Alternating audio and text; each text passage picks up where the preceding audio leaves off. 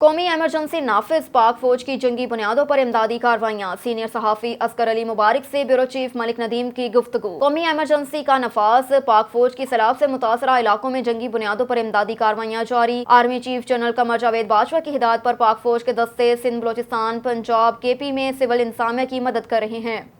پاکستان کے تمام صوبوں میں بارشوں کے بعد سیلابی صورتحال بہت سنگین ہے۔